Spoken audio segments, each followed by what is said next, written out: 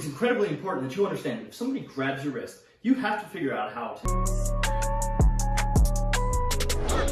Today, we're gonna go over what you can do to get out of somebody grabbing your wrist. And this is the best I've got regarding figuring out how to work without a partner. So I'm just gonna be grabbing this person's arm, hand right here, wrist right here, obviously. So one of the first things I always go over when I'm teaching a self-defense class, it's incredibly important that you understand that if somebody grabs your wrist, you have to figure out how to get out of this. Like, if they can control one of your arms, then you're in a bad place. There is a part of your body that is being manipulated by somebody else. Like yanking, I can pull and then strike, I can pull and try and knock you down. I have tons of throws and stuff that I can do from a wrist lock. Most importantly, if somebody's grabbing your wrist, the honest fact about the situation is they are probably bigger than you, they are probably stronger than you, and they want that control. So this is something that I'm always trying to break down when it comes to understanding wrist releases, how to get out of a wrist grab. Okay, so first and foremost, when somebody grabs your wrist, there will be this point right here. This is what I call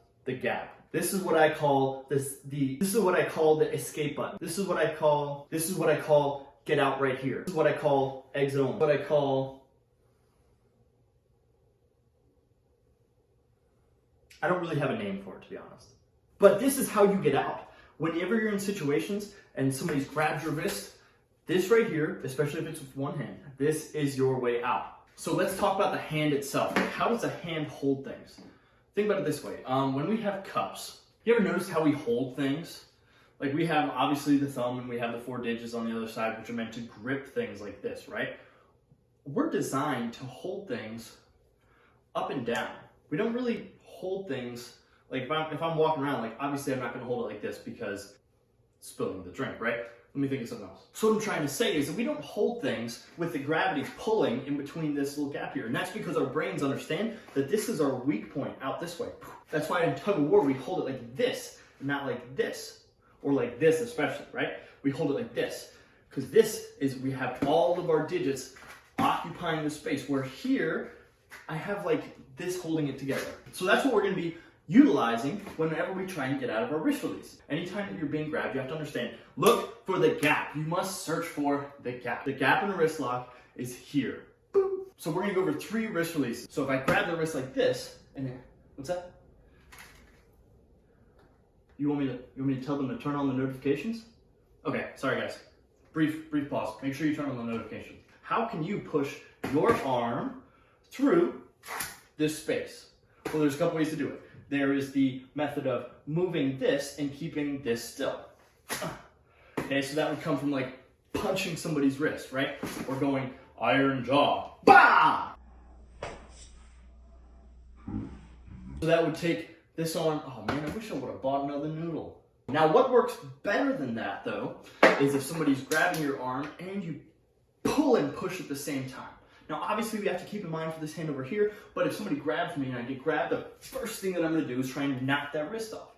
So one more time, I'm going to go pull this way, which is having their arm go like this, and then their arm goes like this and then goes in the opposite direction. So it's a pull the wrist to you slightly, push in the opposite direction. Okay, so that's the first wrist release we're going to go over. And ideally, you want to aim for these tendons because this is the thing that opens and closes our hand. Okay, when you go like this and you squeeze these tendons, you feel your hand move, right? We're manipulating it.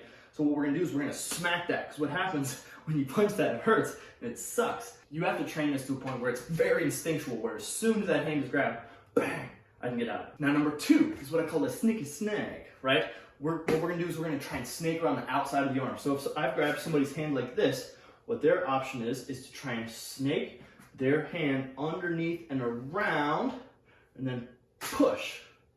Trying to get us to here and then push away. Okay, so I'll show that again. I'm gonna go wrist underneath. Gosh, I really wish I had somebody to work with here. I'm sorry, hopefully you guys are still getting the visual. Underneath and around and then push. So if somebody's grabbed my wrist, same side, like this, I'm gonna go underneath, around. It's so hard to do, it's a stupid noodle. So if somebody's grabbed my wrist, I'm gonna go underneath and then on the outside of their arm, I should be touching their forearm, outside and then push down. Okay, so one more time, they're gonna try and go like this, whoop, and then push through this gap. Okay, so that's my second one. That's the one I like. You see a lot of guys wrist trapping. Anytime you see Icy Mike or you see any of these other clinch guys talk about wrist releasing and hand working, hand trapping, they're usually coming out around the outside and they're snaking around and then pushing. Okay, it's really not hard to do. Like, these are not meant to do a lot of things that are heavy duty, right? You think about the biggest muscles we have, you don't think about your hands. So it is the muscle of all of my body pushing after I snake around and go push against their forearms, so they're like this. All of these muscles that I've got compared to their little bitty hand muscles and little bitty forearm muscles. So the last personal favorite that I like to use is the forearm push, okay? So if I've got the wrist right here, what would happen if I push this in? If I'm holding like this and somebody pushes this way, and this is a straight thing. I've got to have something else here that works for this. Anyway, so if I push the elbow to my elbow, eventually the leverage is not going to work out for me if this is a sturdy object like an arm, right? So what I'm going to try and do is I'm going to try and, if somebody grabs me, I'm going to try and push my elbow down towards their elbow and pull my hand back in, okay? So as soon as somebody grabs, I can do two things. I can go push the elbow in, I can go pull my hand and push at the same time, which is what I teach for our first self-defense move. We go kick, pull, back fist, right? So for our self-defense move, somebody grabs my wrist, I'm going to go like this. Boom, bang. Put your elbow over top and then push it down. Push it, your elbow down.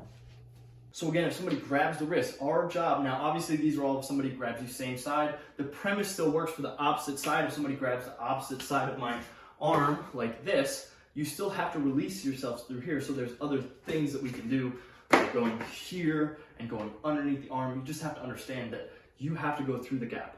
Okay, if it's, what if they grab my other arm? Then be creative. How am I gonna get through that other gap? Popping the hand up, maybe. And my favorite question, what if they grab with two arms? What if they grab with two arms? Hopefully most of you aren't one noodled like this, and you can just punch with the other hand. If somebody grabs your wrist with two hands, you guys know what these are, right? You use the old Dwight 5-finger principle. If somebody grabs your wrist, ready? Talking about it, thinking about it, talking to them, using a calm body presence, and then punching. Bang, you just punch them in the face, right? So if somebody grabs my hand with two hands, bah, you have three weapons to their, like, it's just a dumb premise for somebody to go like this.